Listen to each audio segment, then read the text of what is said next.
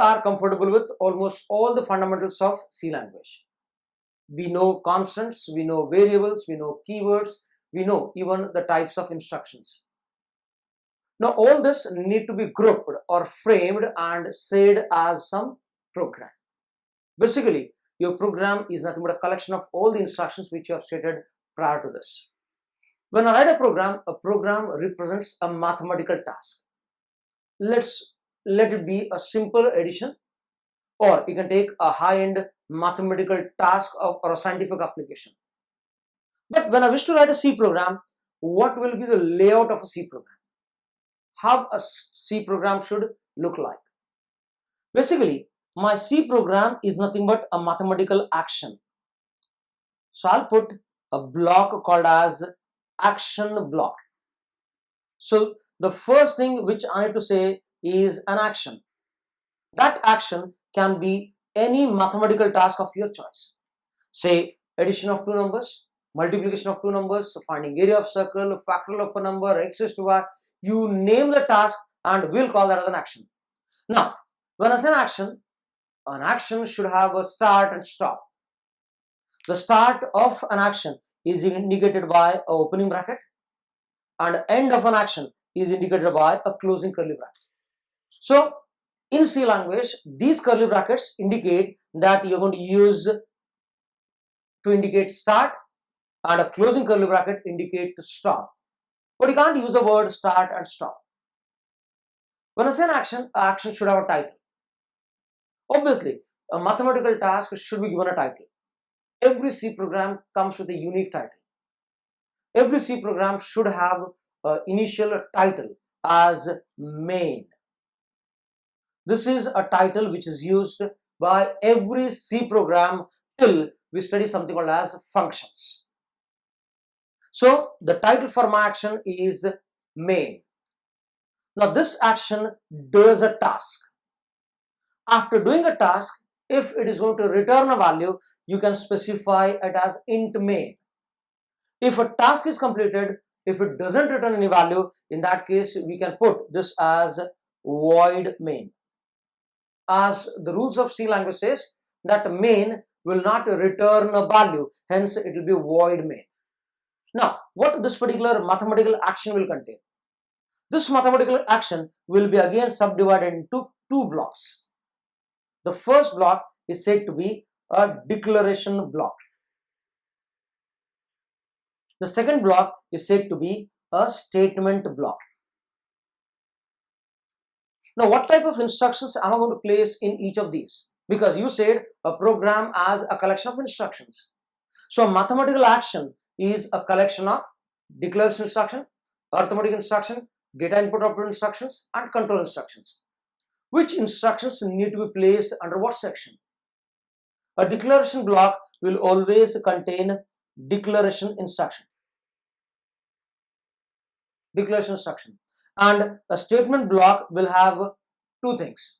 First, an arithmetic instruction or a data input output instruction or a control instruction. Now, not just that, always the instructions should be in this order itself. And a statement block which is pertaining to an action can have these instructions in any random order as per your program needs. So basically, an action is a collection of declaration, arithmetic, data input output, control. Now, you might wonder why we need to declare at the beginning itself. Can I do a declaration at the mid or at the end? If it's a C++ program, then definitely it is valid. C++ allows you to declare variables at any point just before that it's used. But C language says that you need to always define variables at the beginning and then use them into the statement block. Now this is one block called as action block. Some of these action statements will have something unique referred. For example, when I say printf, a data output instruction. When I say scanf, a data input instruction. These data input output instructions will be referred with some printf and scanf. But these are associated with some hardware devices. For example, scanf reads a value from the keyboard. printf writes output to the monitor. If I have mathematical functions, sqrt, pow, all these functions require some special knowledge. Where do I refer them? For that, C allows you to add one more additional block before main. We call this as a header block.